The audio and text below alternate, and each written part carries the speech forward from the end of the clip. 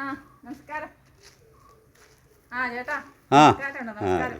എന്നെ പിന്നെ ഈ കൈയൊക്കെ പതിവില്ലാതെ തൊഴുത് പിടിച്ചിങ്ങനെ വരുന്നത് ഈ രാഷ്ട്രീയക്കാരൊക്കെയാണ് ഇങ്ങനെ സാധാരണ അവരുടെ ആവശ്യങ്ങൾ വരുമ്പോൾ കൈയൊക്കെ തൊഴിൽ പിടിച്ച് ഭയങ്കര വിളക്ക ചിരിച്ചൊക്കെ വരുന്നത്. നിൻ്റെ പരിപാടി തന്നെ പോലും അറിഞ്ഞില്ല അല്ലേ? ഇല്ല, എന്നാ അറിയാനാ, ഒന്നും പറഞ്ഞു കേട്ടില്ല. അറിഞ്ഞു കാണാൻ വഴിയില്ല. ആയെന്നെ പോലും അതാ അതൊരു കാര്യമുണ്ട്, അതല്ല ഞാനിപ്പോൾ ഇങ്ങോട്ട് വന്നത് പറയാൻ വേണ്ടി. എന്താന്ന് പറയാതെ എങ്ങനെ അറിയണേ? പറയാന്ന് വെച്ചാല് എന്താ തെരഞ്ഞെടുപ്പ് അടുത്തത്? തെരഞ്ഞെടുപ്പ് ഇനി കുറച്ച് നാളത്തേന് ഉണ്ട്. ഏത് തെരഞ്ഞെടുപ്പ്? പഞ്ചായത്ത് തെരഞ്ഞെടുപ്പോ അതെയോ? ആദ്യം എന്നാന്ന് വെച്ചപ്പോൾ ആദ്യം വരുന്നത് ഏതാ? അതാ ആദ്യം പഞ്ചായത്ത്.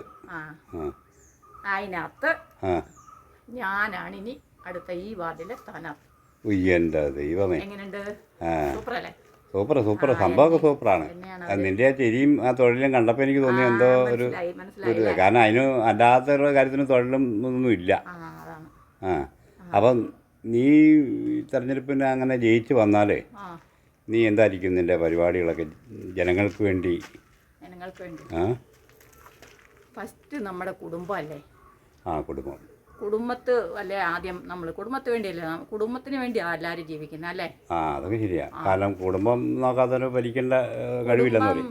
നോക്കാൻ അറിയാത്തവൻ എങ്ങനെ വീട് നോക്കും, നാട് നോക്കും അല്ലേ? ആദ്യം അവനവൻ്റെ വീട് അല്ലേ?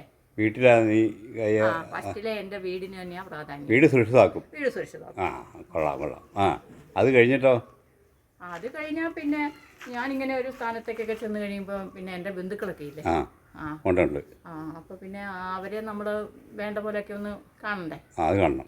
ചെറിയ ചെറിയ സഹായങ്ങൾ പഠിച്ച് വിദ്യാഭ്യാസമൊക്കെ ഉണ്ടെങ്കിൽ ഇനിയിപ്പം വലിയ അങ്ങോട്ട് കൂടിയ വിദ്യാഭ്യാസം ഇല്ലെങ്കിൽ പോലും നമ്മളതൊന്ന് അഡ്ജസ്റ്റ് ചെയ്ത് അവർക്കൊക്കെ ഓരോ ജോലിയും കാര്യങ്ങളൊക്കെ ആക്കി കൊടുക്കും. എൻ്റെ ബന്ധുക്കൾക്ക് ശ്രമിക്കും. അപ്പോഴത്തേനും 5 കൊല്ലം ആകും. 5 കൊല്ലം ആവണ്ടേ? അപ്പോൾ ജനങ്ങൾക്ക് വേണ്ടി എന്നാ ചെയ്യുന്നത്? അത് പിന്നത്തെ തെരഞ്ഞെടുപ്പിൽ. പിന്നെ 5 കൊല്ലം കഴിയുമ്പോൾ നിനക്ക് കിട്ടിയെങ്കിലേ അത് കിട്ടുമല്ലോ. കിട്ടും. വീടിന് വേണ്ടിയൊക്കെ ഇത്രയും ചെയ്യുന്ന അവർ കാണുന്നില്ലേ? പിന്നെ അതെ, ഈ 5 കൊല്ലത്തിന് ജനങ്ങൾ നിൻ്റെ വീട് മോടി പിടിപ്പിക്കുന്നതും നിൻ്റെ വീട്ടുകാര്യം നടത്തണം, നിൻ്റെ സ്വന്തക്കാരുടെ കാര്യങ്ങളും കണ്ടുകൊണ്ടിരുന്നോണം ഈ വോട്ട് ചെയ്തവരെ. അവർ കണ്ടോണ്ടിരിക്കണ്ട, അവർ ഈ 5 വർഷത്തേന് എന്നെ അങ്ങ് വിടുക. അപ്പം നീ അപ്പോഴത്തേനും ആവശ്യമുള്ള റെഡി ആക്കുമല്ലോ. പിന്നെ ഞാൻ നാട്ടുകാർക്ക് വേണ്ടിയിട്ട് എന്തെങ്കിലുമൊക്കെ ചെയ്യാൻ ശ്രമിക്കും. ജയിച്ചെങ്കിൽ, ഇല്ലെങ്കിൽ അവിടെ നിന്നു. ജയിക്കാതെ ജയിക്കും. പിന്നെ ജയിച്ചിട്ട് ജനങ്ങൾ വട്ടപൂജ്യം അല്ലേ? ജനങ്ങൾ അങ്ങനെയാണല്ലോ. ജനങ്ങൾ പിന്നെ കുറച്ചൊക്കെ അങ്ങ് ക്ഷമിക്കുക. നീയും നിന്റെ വീട്ടുകാരും നിന്റെ ബന്ധുക്കളും, അതാണ് ആദ്യം കുടുംബം രക്ഷപ്പെടുത്തും. അത് കഴിഞ്ഞേ പിന്നെ ഞാൻ നാട്ടുകാർക്ക് വേണ്ടി ചെയ്യുള്ളൂ. അതിന് വേണ്ടി ഒത്തിരി ശ്രമിക്കും ഞാൻ നാട്ടുകാർക്ക് വേണ്ടി. അപ്പോൾ എന്തായാലും ഇവിടുത്തെ വോട്ട് നിനക്കാ കേട്ടോ. കാരണം കാലം നിന്റെ കുടുംബങ്ങളും നീ രക്ഷപ്പെടുത്തല്ലോ. ഞാൻ പോട്ടെ. അങ്ങനെ ആയിക്കോട്ടെ.